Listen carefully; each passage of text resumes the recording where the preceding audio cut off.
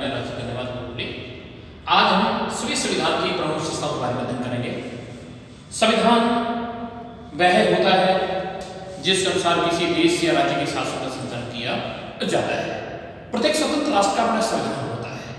संविधान में यह प्रावधान किया जाता है कि देश की प्रशासन की भाग को शासन शब्द का प्रयोग किसके द्वारा किया जाएगा, अर्थात संविधान वह होता है जिसके अनुसार किसी राज्य के शासन का संचालन किया जाता है। संविधान का निर्माण प्राय देश की जनता के द्वारा या एक संविधान सभा द्वारा किया जाता है। अगर उस देश की जनता इतनी अधिक योग्य, शिक्षित और समझदार होती है तो शासन से संबंधित सिद्धांतों का निर्माण जनता द्वारा किया जा सकता है। लेकिन कानून बनाना कोई इतना आसान कार्य नहीं होता है, इसलिए संविधान बनने के लिए एक संविधान सभा का गठन किया जाता है। संविधान देश का सर्वोच्च कानून होता है। कोई भी व्यक्ति किस पद पे काम करता है, चाहे वह राष्ट्रपति पद को सुशोभित करता है, चाहे वह प्रधानमंत्री के पद के ऊपर काम करता है, एक साधारण नागरिक में काम करता है, संविधान का उल्लंघन किसी के द्वारा भी नहीं किया जा सकता है। इसलिए संविधान सर्वोच्च होता है। जिस प्रकार से संयुक्त राज्य अमेरिका, ब्रिटेन और भारत का अपना संविधान होता है, उसी प्रकार से स्वीय संविधान में भी देश की प्रमुख प्रशासनिक व्यवस्था का बारे में विवरण मिलता है, उल्लेख मिलता है। अमेरिकी संविधान की भांति स्वीय संविधान की बहुत सारी विशेषताएं बताई जा सकती है, जिनका अध्ययन अग्रांकित बिंदु के अंदर किया जा सकता है। नंबर 1, लिखित एवं निर्मित संविधान। संविधान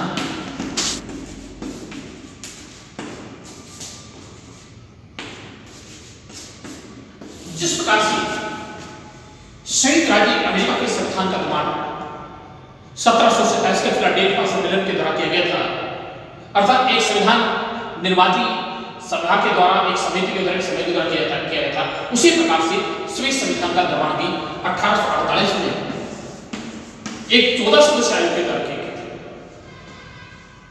यह संविधान निर्मित है क्योंकि वर्तमान समय में केवल ब्रिटेन का एक ऐसा संविधान है जो आज हमें लिखित रूप में उपलब्ध नहीं होता है, अर्थात ब्रिटिश संविधान का तो निर्माण नहीं किया गया है, बल्कि उनका विकास हुआ है।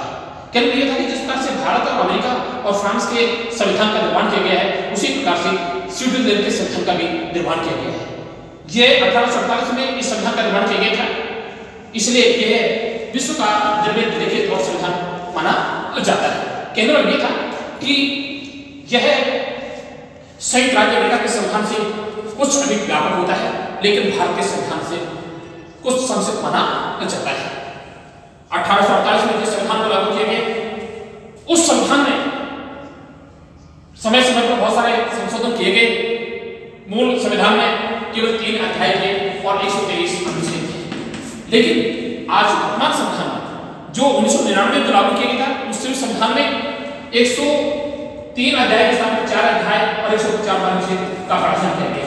ये संविधान के विस्तृत होने का मुख्य कारण यही है कि संविधान निर्मात्री सभा के सदस्य चाहते थे कि उनकी मंशा थी, उनकी इच्छा थी कि कहीं आंतरिक मतभेदों और ग्रह की स्थिति को समाप्त किया जाए। कहने ये था कि कहीं भी पावर शक्ति के, स्थान शक्ति के विवादों को लेकर के इस प्रकार से सरकार के मध्य, सरकार की व्यवस्था के कार्य सरकार जो होते हैं उनके मध्य किसी प्रकार से आंतरिक मतभेद उत्पन्न नहीं हो और ग्रह की स्थिति को समाप्त करने के लिए भी संविधान को व्यापक स्वरूप प्रदान किया गया। इसके व्यापक होने का कारण ये था कि भविष्य में जो इस प्रकार के नियम का उल्लेख किया गया है कि केंद्र इस प्रकार से नाम बातों का उल्लेख कर दिया गया है, जिस प्रकार से मछली मारने के जो नियम है, शिकार करने के जो नियम है, जुआ खेलने के जो नियम है, इनके बारे में भी विस्तारपूर्वक के संविधान में उल्लेख किया गया है, जिनका कोई महत्व नहीं होता है।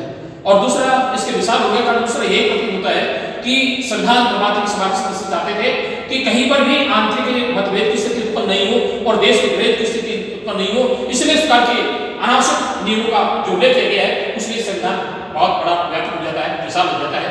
लेकिन यह अमेरिकी संविधान की तुलना में तो संक्षिप्त माना, उसे कहीं बहुत बड़ा अधिक माना जाता है, क्योंकि अमेरिकी संविधान में मात्र केवल 7 अनुच्छेद पाए जाते हैं, जिसमें 4000 शब्द पाए जाते हैं, जो 10 या 12% में मुद्रित है। लेकिन स्वीय संविधान में 4 अध्याय में विभाजित है और 150 अनुच्छेद पाए जाते हैं। यह भारतीय संविधान की तुलना में तो संक्षिप्त है, लेकिन अमेरिकी संविधान की तुलना में व्यापक माना जाता है। इसके व्यापक होने के कारण जो ही है कि एक तो आंतरिक मतभेद को समाप्त करने के लिए और एक संभावित ग्रह की स्थिति को टालने के लिए इस प्रकार के संविधान को लागू प्रदान कर दिया गया है। दूसरे विषय के बारे में बात करते हैं। प्राचीनतम गणराज्य पर आधारित संविधान, प्राचीनतम गणराज्य पर आधारित संविधान।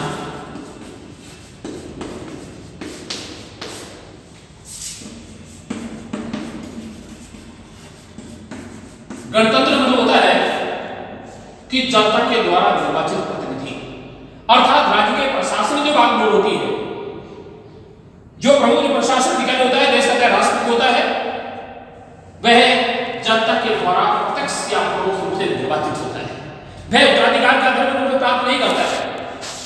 जिस प्रकार से ब्रिटेन में, अमेरिका में, फ्रांस में राजाओं का शासन रहा, लेकिन स्विट्जरलैंड में कहीं पर भी इस प्रकार की कोई राजतंत्र से संबंधित व्यवस्था को उल्लेख नहीं मिलता है, नहीं मिलता है। इसलिए विश्व में सबसे पहले गणराज्य, गणतंत्र शासन प्रणाली को अपनाने का काम किया गया था, वह स्विट्जरलैंड में किया गया था। इसलिए प्राचीनतम गणराज्य के जनक के रूप में स्विस संविधान को एक श्रेय दिया जाता है और विश्व के अन्य सभी संविधान में गणतंत्र की जो शासन प्रणाली है वह स्विस संविधान से बनती है। इसलिए गणराज्य, गणतंत्र शासन प्रणाली के रूप में स्विस संविधान को संविधान कहा जाता है। केवल दो ऐसे मेरिनो और साइनो जैसे राज्य थे जिनमें कहीं न कहीं कुछ राजाओं का शासन रहा होगा, बाकी विश्व इतिहास में कहीं पर भी स्विट्जरलैंड में राजा महाराजों के शासन का कोई प्रावधान नहीं मिलता है। इसलिए प्राचीनतम गणराज्य के रूप में शासन जो प्रमुख होता है वह प्रत्यक्ष या परोक्ष से जनता के द्वारा निर्वाचित होता है, वह वंशागत आधार पर अर्थात उत्तराधिकार के पद को प्राप्त नहीं करता है। इसलिए यह प्राचीनतम गणराज्य का संविधान माना जाता है। तीसरी विशेषता की बात करते हैं, कठोर संविधान।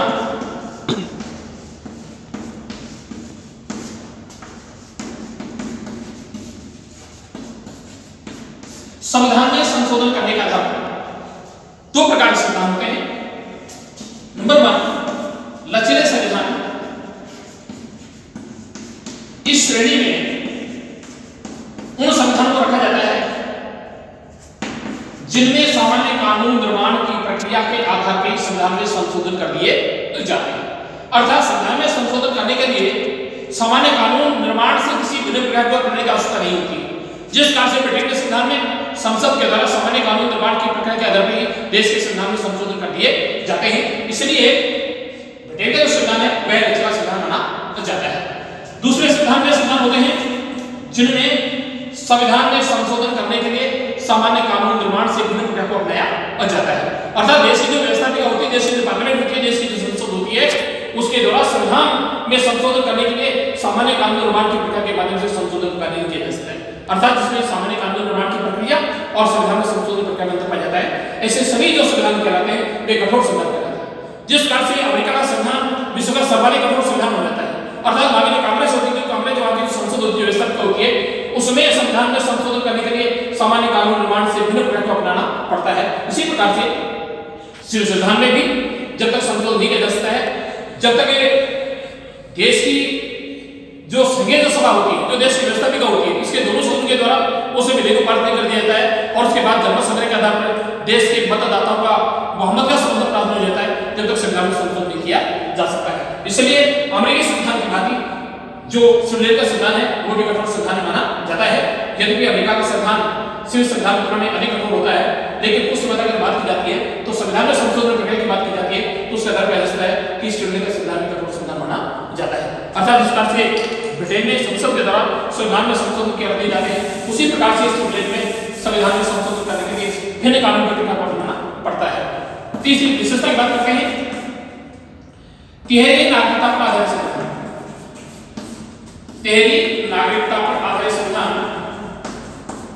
तिहरी नागरिकता मतलब ये होता है कि स्विट्जरलैंड के प्रत्येक नागरिक को 3 प्रकार की नागरिकताएं प्राप्त होती हैं।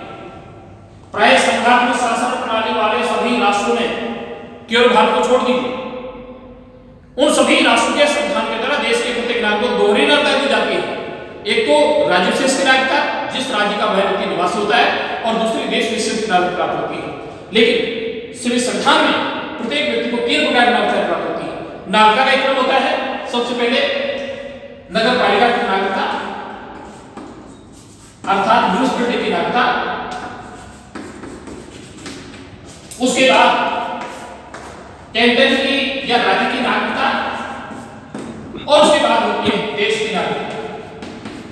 इस प्रकार से स्विट्जरलैंड में प्रत्येक व्यक्ति को 3 प्रकार की नागरिकताएं प्राप्त होती हैं। 13 नागरिकता संविधान कहा जा सकता है। पहली नागरिकता उसे म्यूनिसिपैलिटी की नागरिकता प्राप्त होती है, दूसरी जिस कैंटन का निवासी होता है अर्थात राज्य की नागरिकता प्राप्त होती है, और तीसरी होती है स्विट्जरलैंड की नागरिकता प्राप्त होती है। इसलिए 13 नागरिकता संविधान माना जाता है। चौथी विशेषता की बात करते हैं।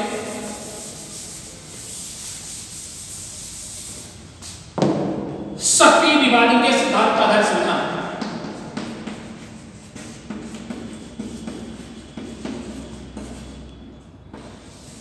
अमेरिकी संविधान की भांति प्राय संघात्मक शासन प्रणाली वाले राज्यों की भांति सभी संविधान के द्वारा भी शासन की शक्तियों का विभाजन केंद्र की सरकार और केंद्र सरकार के मध्य किया गया है। कुछ कार्य के विषय होते हैं जो राष्ट्रीय महत्व के होते हैं, उन विषयों को केंद्र सरकार में क्षेत्राधिकार रखते हैं।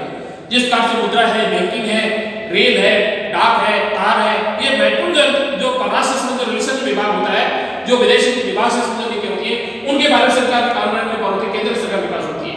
और बाकी कुछ प्रकार के विषय होते हैं जो स्थानीय महत्व के हो सकते हैं, राष्ट्रीय महत्व के हो सकते हैं। इस कार्य के विषयों को समवर्ती सूची में रखा गया है। समवर्ती सूची के विषयों के बारे में स्विट्जरलैंड में कानून के अधिकार केंद्र सरकार के पास होता है और केंद्र सरकार के पास अधिकार होता है।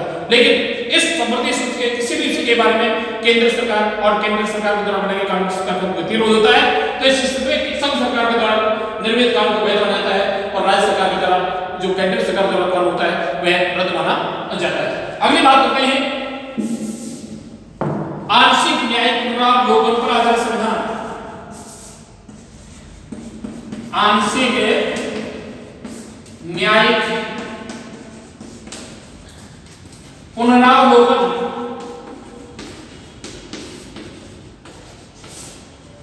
पर आधारित संविधान प्राय सभी संघात्मक शासन प्रणाली वाले राष्ट्रों में जिन राष्ट्रों के संविधान के द्वारा देश में संघात्मक शासन प्रणाली को लागू किया गया है, संघात्मक शासन प्रणाली को अपनाया गया है, उन संविधानों में उन राष्ट्रों में न्यायिक पुनरावलोकन की व्यवस्था पाई जाती है। एक स्वतंत्र निष्पक्ष न्यायपालिका की प्रावधान किया गया है। लेकिन जब केंद्र की सरकार और राज्य सरकार के मध्य क्षेत्राधिकार में कोई वाद विवाद उत्पन्न होता है और संविधान के व्याख्याकार को अपने संविधान के समक्ष रूप में काम करने का जो दायित्व होता है वह न्यायपालिका माना जाता है। लेकिन यहाँ पर जो संघात्मक शासन प्रणाली जो अपनाई गई है, न्यायिक पुनरावलोकन प्रकार की व्यवस्था अपनाई गई है, वहां पर देश की जो न्यायपालिका होती है उसे केवल आंशिक अधिकार प्राप्त होते हैं।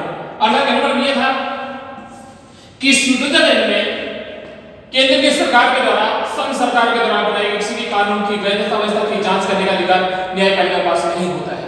अर्थात संविधान की किसी धारा के प्रतिकूल अगर संघ सरकार के द्वारा जो कानून होता है उस कानून को अवैध घोषित करने का पावर न्यायपालिका के पास नहीं होता है। कहना यह था कि संघ सरकार के द्वारा निर्मित किसी भी कानून की वैधता अवस्था की जांच वहां की न्यायपालिका के द्वारा नहीं, वहां के न्यायालय के द्वारा नहीं कर सकता है। अर्थात न्यायपालिका उसकी वैधता अवस्था की जांच का कोई अधिकार नहीं होता है। लेकिन केवल जो केंद्र के द्वारा निर्मित सरकार होती है, जो केंद्र की सरकार होती है, राज्य सरकार होती है, उनके द्वारा बनाए गए कानून की वैधता अवस्था की जांच न्यायालय के द्वारा की जा सकती है। न्यायालय की दृष्टि में केंद्र के द्वारा निर्मित किसी भी कानून को जो संविधान किसी धारा के प्रतिकूल प्रतीत होता है उन्हें अवैध घोषित किया जा सकता है। इसलिए स्विट्जरलैंड में आंशिक न्यायिक पुनरावलोकन व्यवस्था पाई जाती है। अगली व्यवस्था की बात करते हैं धर्मनिरपेक्षता आधारित संविधान।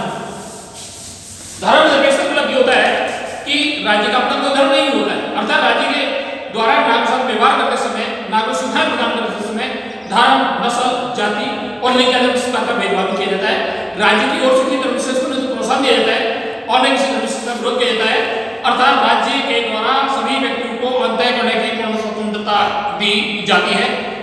ये व्यक्तियों को नागरिक अधिकार प्राप्त होता है कि वे किसी भी धर्म को अंगीकार करें, किसी भी समुदाय की सदस्यता प्राप्त करें, लेकिन राज्य अपने सरकार की बातों पर नहीं करता है। आज कल हम इतना ही बात करेंगे और बाकी अपन कल करेंगे। धन्यवाद।